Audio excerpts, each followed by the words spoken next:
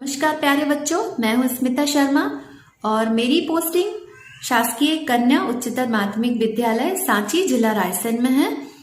और आज का वीडियो 11th क्लास के स्टूडेंट्स के लिए है और आज हम पढ़ रहे हैं भारत भौतिक पर्यावरण की 4th यूनिट का लेसन 7 प्राकृतिक संकट तथा आपदाएं।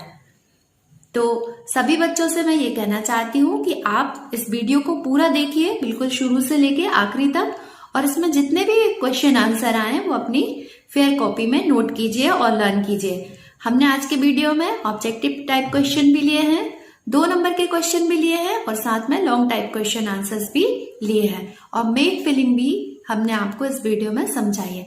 तो प्लीज आप लोग वीडियो ध्यान से देखिएगा, फेयर कॉपी में नोट कीजिएगा सारे क्वेश्चन आंसर्स तथा ध्यान से लर्न कीजिएगा। तो चलिए हम अपनी क्लास शुरू करते हैं। चलिए तो अब हम हमारा चैप्टर शुरू करते हैं। हमारा चैप्टर है भारत भौतिक पर्यावरण क्लास 11th की 4th यूनिट से लेसन 7 प्राकृतिक संकट तथा आपदाएं। आज हम इसका पार्ट 1 पढ़ेंगे। तो चलिए हम अपना चैप्टर अब शुरू करते हैं। सबसे पहले हम देखेंगे भूकंप। भूकंप से तात्पर्य है पृथ्वी का अचानक से हिलना या पृथ्वी में कंपन होना ही भूकंप कहलाता है। वीडियो की सहायता से आप समझ सकते हैं कि भूकंप से पृथ्वी भी हिलती है, साथ में पृथ्वी पर दरारें भी पड़ जाती हैं और इससे कभी कभी बड़ी बड़ी इमारतें भी जमीन के अंदर धंसती चली जाती हैं। इसके बाद हम देखते हैं सुनामी। समुद्र में भूकंप के कारण कई मीटर ऊंची उठी लहरों को सुनामी कहा जाता है। यह तटीय क्षेत्रों में अधिक प्रभावी होती हैं। जहाँ भी तटीय क्षेत्रों में सुनामी आती है वहाँ पर कई खतरनाक परिणाम देखने को आते हैं। जैसे सन 2004 का हम एग्जाम्पल लें। सन 2004 में तमिलनाडु और अंडमान निकोबार के आसपास जो सुनामी आई थी उससे अंडमान निकोबार का नक्शा भी चेंज हो गया है, क्योंकि इतनी तेज़ी से भूकंप उठा था और साथ में पानी की लहरें भी बहुत तेज़ी से उठी थी, जिससे कि बहुत बड़ी मात्रा में जनधन की हानि हुई थी। अब हम पढ़ेंगे बाढ़। नदी का जल उफान के समय जल वाहिकाओं को तोड़ता हुआ मानव बस्ती और आसपास की जमीन पर फैल जाता है और काफ़ी जनधन की हानि होती है। इसी को हम बाढ़ कहते हैं। वीडियो की सहायता से आप समझ सकते हैं कि नदी का जो जल है वो अपना रास्ता मोड़कर शहरी क्षेत्रों में बस्तियों में आ गया है और किस तरह से बस्तियों में पानी भरता जा रहा है। इससे बड़ी मात्रा में जनधन की हानि होती है। कई प्रकार से लोगों के मकान भी पानी के साथ ढहते चले जाते हैं।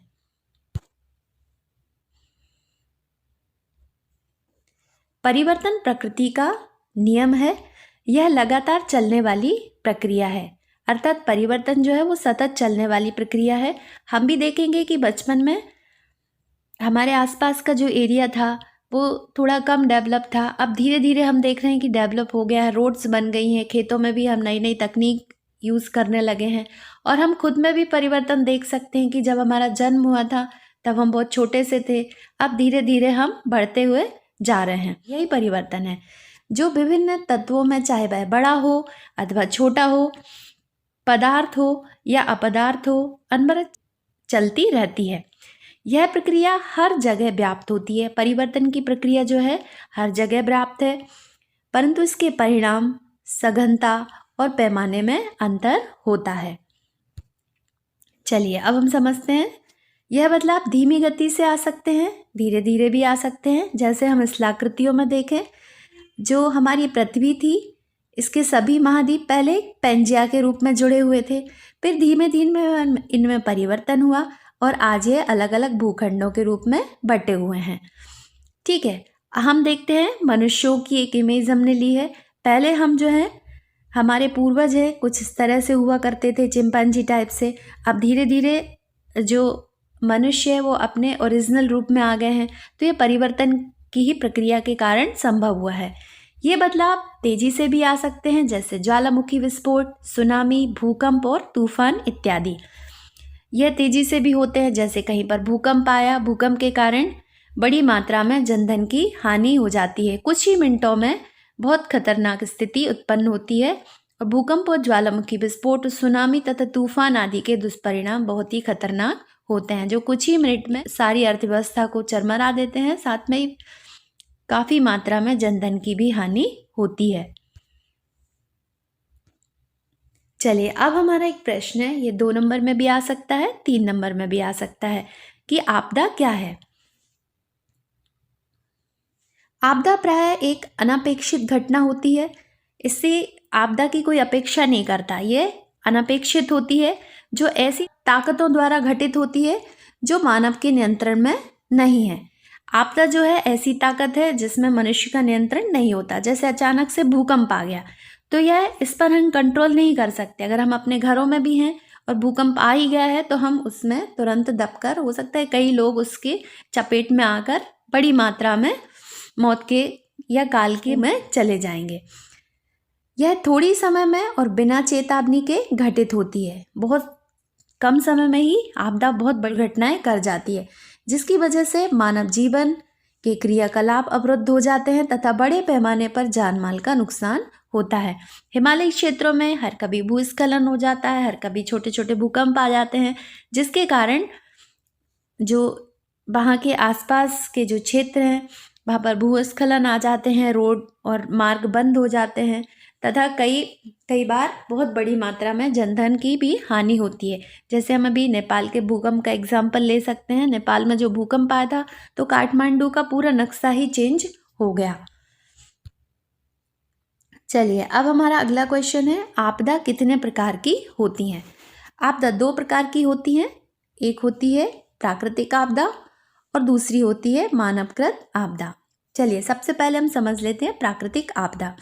प्राकृतिक रूप से उत्पन्न होने वाली आपदाओं को प्राकृतिक आपदा कहते हैं। जैसे भूकंप है, बाढ़ है, सुनामी है, सूखा, चक्रवात, तूफान, आंधी आदि।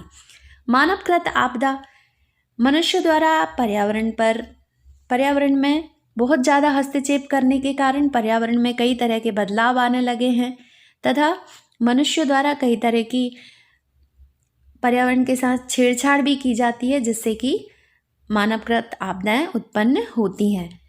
मानवीय क्रियाकलापों से उत्पन्न होने वाली आपदाओं को मानवीय आपदाएं कहते हैं।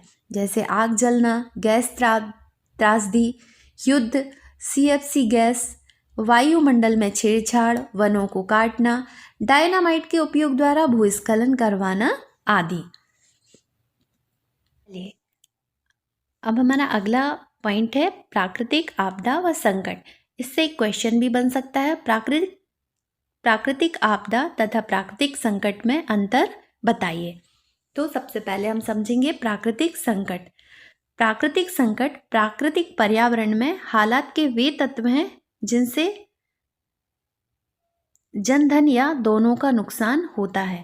प्राकृतिक संकट जब भी आता है तो इनसे जनधन का नुकसान होता है।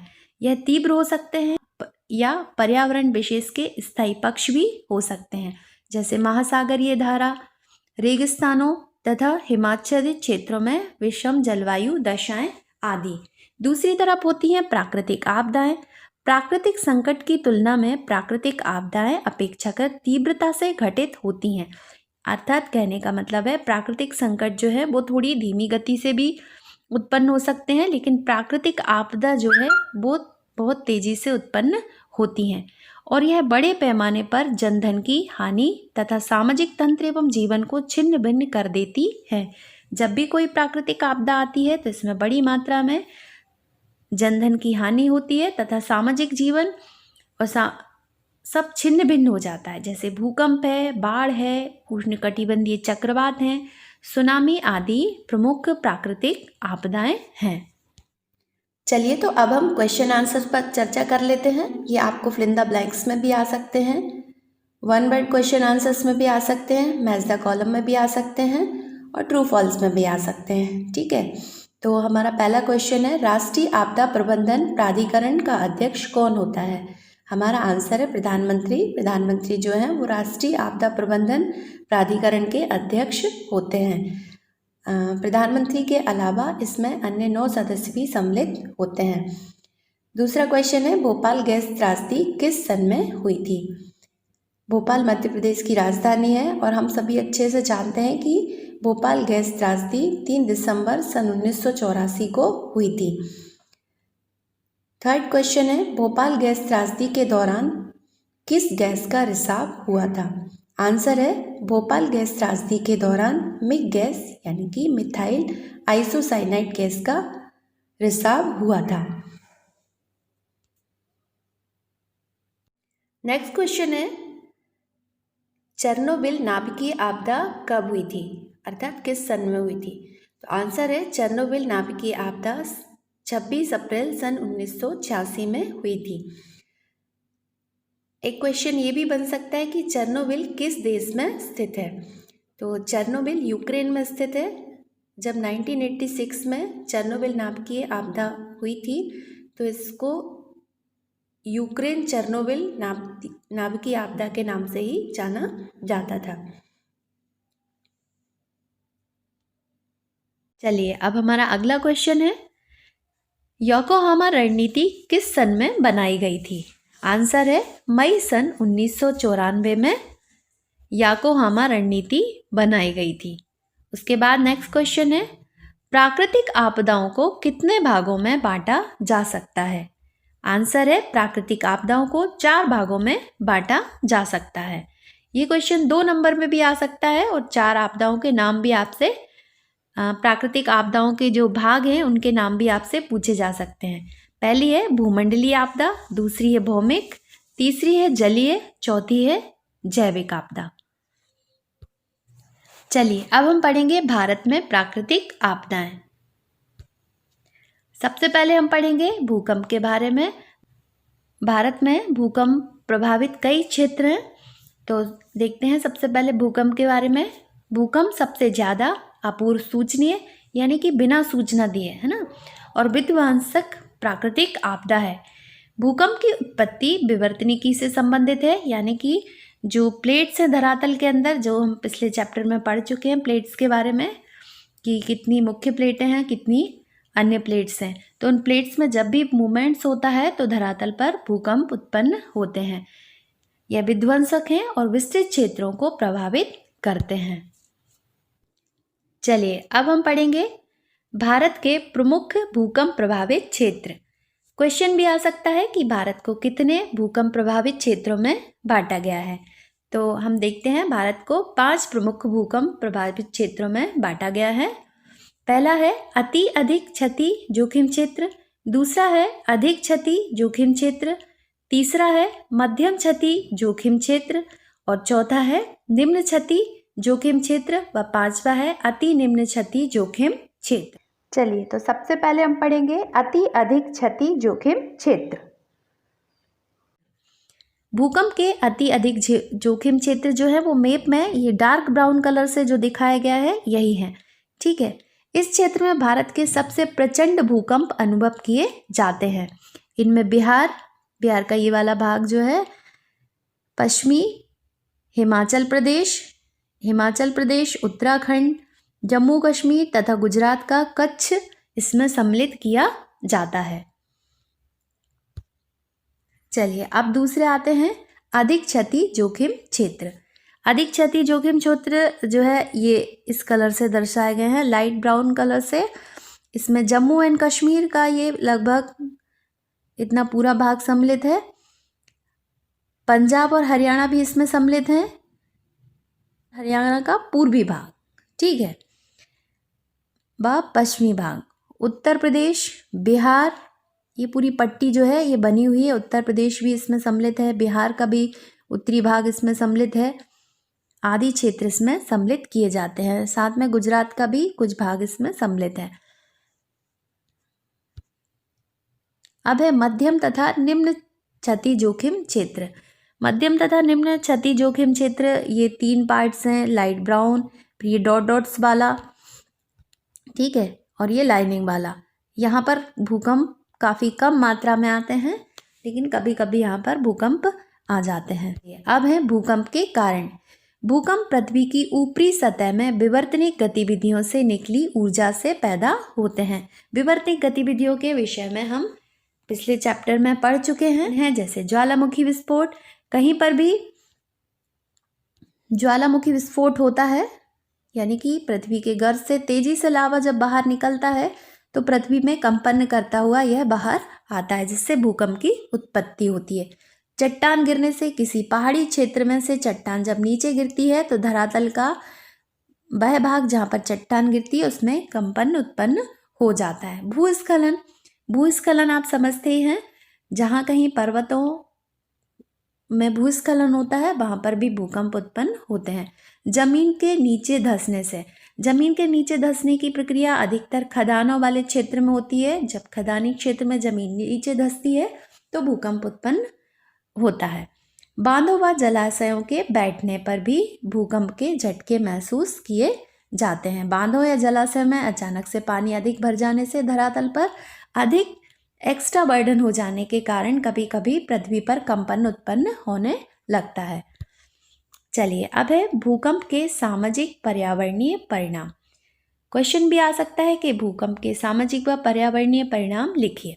तो पहला है, भूकंप से बड़े पैमाने पर और तीव्रता के साथ भूतल पर विनाश होता है।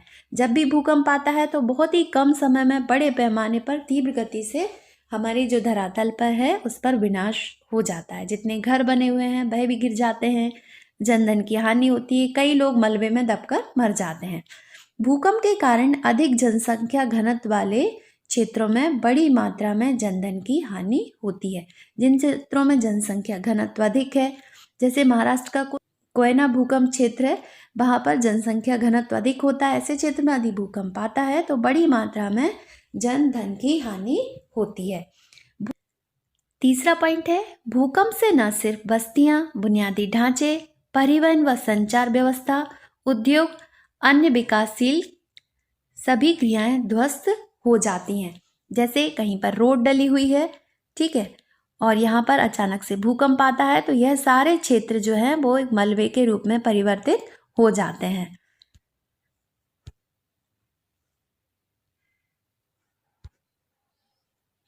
यह लोगों को बेघर कर देता है और इससे विकासशील देशों की कमजोर अर्थव्यवस्था पर गहरी चोट पहुंचती है। जब भी भूकंप आता है तो लोगों के घर टूट जाते हैं, लोगों को घर की समस्या उत्पन्न होती है, तथा अगर भूकंप विकासशील देशों में आते हैं तो वहाँ की अर्थव्यवस्था को बिल्कुल ही कमज़ोर कर देते हैं। चलिए, अब हम कुछ सुझाव देखेंगे। क्वेश्चन आ सकता है कि भूकंप आपदा से निपटने के लिए सुझाव लिखिए। तो हमारा पहला पॉइंट है, भूकंप नियंत्रण केंद्रों की स्थापना की जाए, जिससे कि भूकंप संभावित क्षेत्रों में लोगों को सूचना पहुंचाई जा सके। जहाँ कहीं भी भूकंप अधिक आते हैं वहाँ पर भूकंप नियंत्रण केंद्रों की स्थापना की जाना चाहिए, तथा लोगों को भी जागरूक करना चाहिए और जीपीएस की मदद से प्लेट हलचलों का पता भी लगाया जा सकता है। दूसरा पॉइंट है, देश के भूकंप संभावित क्षेत्रों का मानचित्र तैयार करना चाहिए।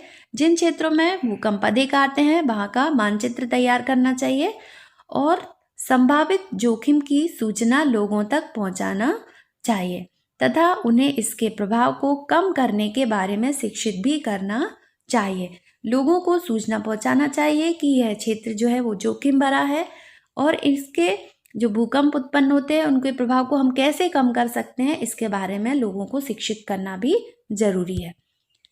अगला पॉइंट है, भूकंप प्रभावित क्षेत्रों में घरों के प्रकार और भवन के डिजाइन में सुधार लाना। मतलब जहाँ पर भूकंप आते हैं वहाँ के घर और भवन की डिजाइन ऐसी होना चाहिए जो कि बहुत जल्दी ही ध्वस्त ना हो, बहुत जल्दी ना टूटें। ऐसे क्षेत्रों में ऊंची इमारतें नहीं बनाना चाहिए, बड़े औद्योगिक संस्थान की स्थापना नहीं करना चाहिए तथा शहरीकरण को बढ़ावा भी नहीं देना चाहिए। अगला पॉइंट है, अंततः भूकंप प्रभावित क्षेत्रों में भूकंप प्रतिरोधी इमारतों की स्थापना या इमारतें बनाना चाहिए। चलिए, आप कुछ शॉर्ट टाइप के क्वेश्चन, मतलब ये एक शब्द में भी आ सकते हैं और फिल इन द ब्लैंक्स में भी आ सकते हैं, मैच द कॉलम में भी आ सकते हैं। सबसे पहला क्वेश्चन है, जीपीएस का पूरा नाम लिखिए। जीपीएस का पूरा नाम है ज्योग्राफिकल पोजीशनिंग सिस्टम, ठीक है। अगला क्वेश्चन है, भूकंप की तीव्रता मापने वाले यंत्र का नाम लिखिए। भूकंप की तीव्रता नापने वाले यंत्र का नाम है रिक्टर पैमाना। अगर रिएक्टर पैमाने पर 2.9 रिएक्टर स्केल होता है तो भूकंप का हल्का सा झटका महसूस किया जाता है, यानी कि हल्का सा कंपन होता है। तथा अगर रिएक्टर पैमाना 7.9 हो तो बड़ी बड़ी इमारतें भी गिरने लगती हैं। चलिए, एक क्वेश्चन ये भी बन सकता है कि रिएक्टर पैमाने के आविष्कारक कौन है। तो रिएक्टर पैमाने का जो नाम है वो चार्ल्स फ्रांसिस रिएक्टर के नाम पर ही रखा गया है। सन 1935 में कैलिफोर्निया इंस्टीट्यूट ऑफ टेक्नोलॉजी के प्रोफेसर चार्ल्स रिएक्टर तथा बेनो गुटेनबर्ग ने मिलकर रिएक्टर पैमाने का आविष्कार किया था। ये हमारा अगला क्वेश्चन है, ये भी बन सकता है, इस टाइप से क्वेश्चन आ सकता है एग्जाम में। निम्नलिखित में से कौन सा एक भूकंप का अति अधिक क्षति जोखिम क्षेत्र नहीं है। 4 ऑप्शन है। पहला है उत्तराखंड, दूसरा है कश्मीर घाटी, तीसरा है कच्छ गुजरात और चौथा है इंदौर मध्य प्रदेश। तो हमारा आंसर इसमें हो जाएगा इंदौर मध्य प्रदेश। ठीक है, इसको हम मैप की सहायता से भी समझ लेंगे।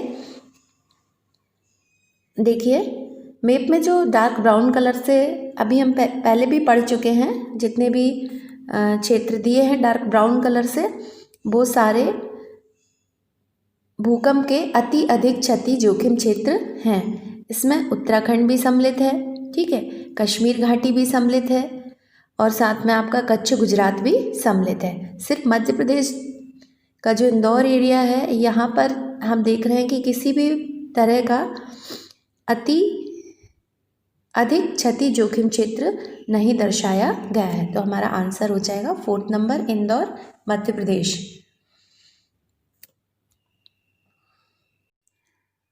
चलिए, अब हमारा नेक्स्ट क्वेश्चन है, निम्नलिखित में से कौन सी एक प्राकृतिक आपदा नहीं है। तो पहला ऑप्शन है कोयना भूकंप सन 1967, दूसरा ऑप्शन है भोपाल गैस त्रासदी सन 1984, भुज का भूकंप सन 2001 और चौथा ऑप्शन है जापान सुनामी सन 2011। तो हमारा आंसर हो जाएगा भोपाल गैस त्रासदी सन 1984। बाकी सब भूकंप जो है वो भी प्राकृतिक आपदा है, सुनामी है, यह भी प्राकृतिक आपदा है। हम अभी पढ़ चुके हैं मानवकृत आपदाओं और प्राकृतिक आपदाओं के बारे में, तो हम आंसर इजीली दे सकते हैं कि हमारा आंसर सेकंड होगा, भोपाल गैस त्रासदी सन 1984। अगला क्वेश्चन है, ये 2 नंबर में भी आ सकता है, किन्हीं 4 भौमिक आपदाओं के नाम लिखिए। तो 4 भौमिक आपदाएं निम्नलिखित हैं। पहली है भूकंप, दूसरी है ज्वालामुखी, तीसरी है भूस्खलन और चौथी है मृदा अपरदन।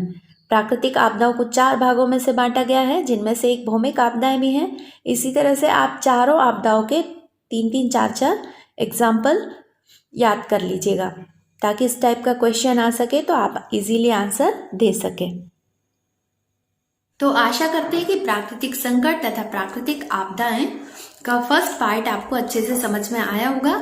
अब इसका सेकंड पार्ट हम अगली क्लास में पढ़ेंगे। तो आज के लिए इतना ही काफ़ी है। धन्यवाद बच्चों। जय हिंद, जय भारत।